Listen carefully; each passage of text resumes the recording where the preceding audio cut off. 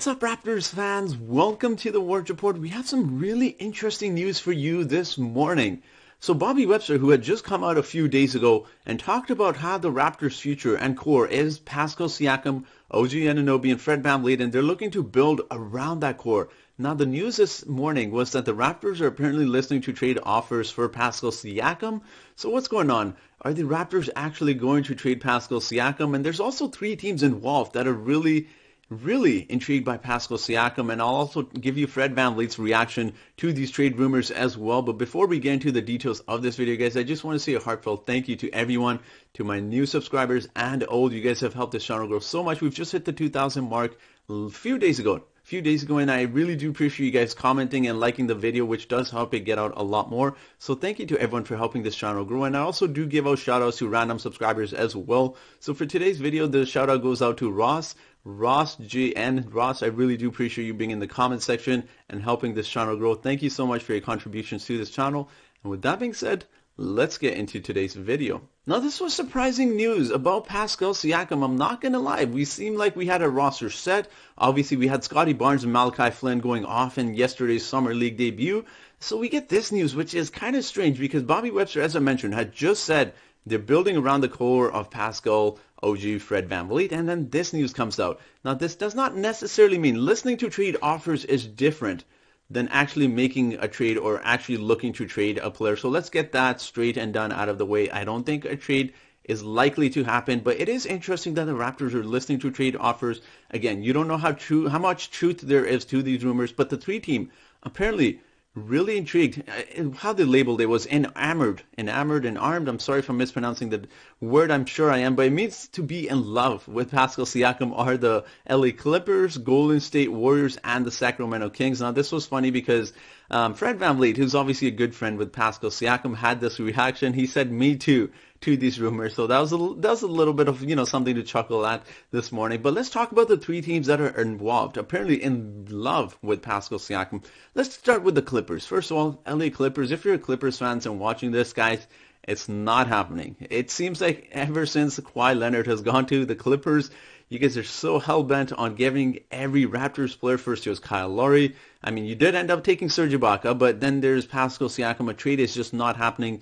The LA Clippers don't have assets they can give back for Pascal. They don't have any intriguing player unless you're doing Paul George for Pascal, and even then, I'd probably be hesitant to do that as well because of Paul George's salary. But let's move on to the other two teams, which is really interesting. Now, we know the Warriors have been rumored around Pascal Siakam this entire summer. There's been a lot of talk about them really looking to acquire Pascal Siakam.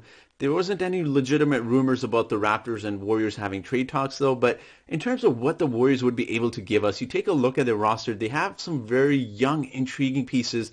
We know they drafted Moses Moody. He's a great three-point shooter. He's also a great defender as well, and he'd give size. He'd bring good size to the Raptors. Obviously, Jonathan Kuminga, we've talked about him as well. He's a great two-way player. Obviously, his offense needs a lot of work. He's a great defensive player. He brings a lot of size as well.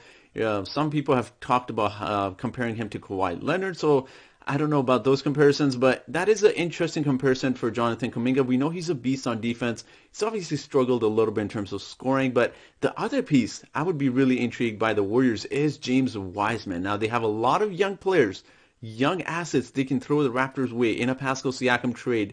And let's not forget, they can include future first-round picks as well. So that'd be interesting to see. I think without a doubt, the Warriors would be the most intriguing trading partner if I'm not suggesting the Raptors do trade Pascal, but if the Raptors do look to trade Pascal Siakam and they're looking to move him to a team, I think the Warriors make a lot of sense from their point of view as well. When you take a look at the shooters around that team, obviously not Draymond Green, but Curry, and they have Klay Thompson, I think Pascal would fit in really nicely with that team. But from a Raptors point of view, you get some really young, intriguing pieces. You get James Wiseman, who can be your future center player, and you get, Moses Moody or Jonathan Kuminga and assets. That would be something. That'd be a really nice return for Pascal. Now, let's move on to the Kings, who've been rumored for a few weeks, being really interested in Pascal. They've apparently been rumored to be interested in Ben Simmons this morning as well. So it'll be interesting. Now, in terms of what you'd want from the Sacramento Kings, I think realistically, if I'm a Raptors fan, if I'm a Masai Ujiri, I'm starting off with Tyrese Halliburton or De'Aaron Fox. I am not doing Buddy Hield.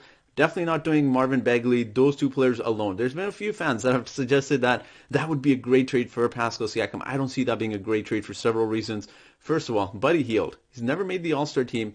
He's known for his three-point shooting, and that's it. And he's making a ton of salary. He's making a lot of salary for someone who's just shooting three-pointers. So, and when you talk about Marvin Bagley, yes, he's a very young, intriguing player. He is. He's had his injury issues, but Pascal Siakam is a proven champion. He's an all-star. He's a second all-NBA team. If you are to trade Pascal, if you're going to trade Pascal Siakam, I think you want a sure thing. And if you're asking about for Buddy Hield and Marvin Bagley, I don't see those two pieces as being a sure thing, or at least in terms of assets. I don't see them being assets. Maybe Marvin Bagley, you can debate that, but I don't see Buddy Hield as being an asset. He's making a ton of money, as I said. I don't see that being a good offer for Pascal Siakam, but this is interesting news. Interesting news to keep your eyes on throughout the offseason. We've seen Scotty Barnes have that tremendous summer league debut. Would the Raptors consider maybe sliding Scotty Barnes into that power forward position? Never say never, right? The NBA is quite unpredictable when it comes to trades and all of these trade rumors. I never thought the Raptors would actually trade DeMar DeRozan, and that actually had happened. So you never know what's going to happen. Personally, I would not trade Pascal just because the Raptors have a really nice core. And obviously, we saw Malachi Flynn and Scotty Barnes as well. They're just nice pieces you can surround the Raptors core with. So I don't think the Raptors should trade Pascal, but I do want to hear you guys. I want to hear your thoughts. Let me know in the comment section. Do you think the Raptors should look to trade for Pascal, or look to trade Pascal to a team like the Warriors? Do you think they should trade him away, or do you think we should keep Pascal with the team? Let this team grow. Let me know in the comment section below. And if you guys are still watching this video, guys, thank you so much for watching. Have a great day.